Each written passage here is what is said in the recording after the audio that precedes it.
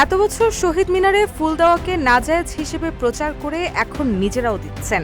ভালো, কিন্তু সেটাকে অতিরিক্ত জায়েজ করার জন্য গোলাম আজমকে ভাষা সৈনিক হিসেবে প্রচার করে এত জঘন্য মিথ্যাচার করার কোনো দরকার আছে? আপনাদের সম্মানিত আমিরের ভাষাই বলি, পরিবর্তন হচ্ছেন হন, স্বাগত জানাবো, কিন্তু নোংরামি করবেন বরদাস্ত করব না। ভাষা আন্দোলনের শহীদদের স্মরণকে ঘিরে যখন পুরো দেশ শ্রদ্ধা ও আবেগে নতজানো, ঠিক তখনই গোলাম আজমকে ভাষা সৈনিক হিসেবে প্রচারের অভিযোগ তুলে তীব্র প্রতিক্রিয়া জানিয়েছেন গণতান্ত্রিক ছাত্র সংসদের ঢাকা বিশ্ববিদ্যালয় শাখার সাবেক আহ্বায়ক আব্দুল কাদের। ২১ ফেব্রুয়ারি সামাজিক যোগাযোগ মাধ্যম ফেসবুকে দেওয়া এক পোস্টে তিনি জামায়াতে ইসলামের বিরুদ্ধে জঘন্য মিথ্যাচারের অভিযোগ আনেন এবং এমন কর্মকাণ্ড থেকে বিরত থাকার হুঁশিয়ারি দেন।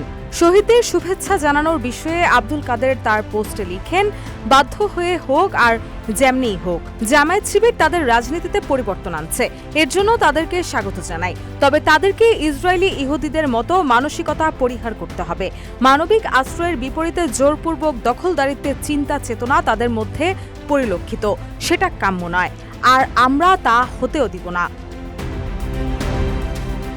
তিনি আরও লেখেন, ৫ আগস্টের পরে এরকম অনেক ঘটনা ঘটানোর দুঃসাহস তারা করেছেন।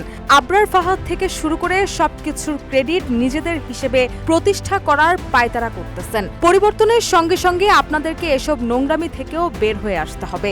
পরিবর্তন হচ্ছেন হন, স্বাগত জানাবো, কিন্তু নোংরামি করবেন বরদাস্ত করব না। রুশা সুর, নিউজ ডেস্ক, ইত্তেফাক।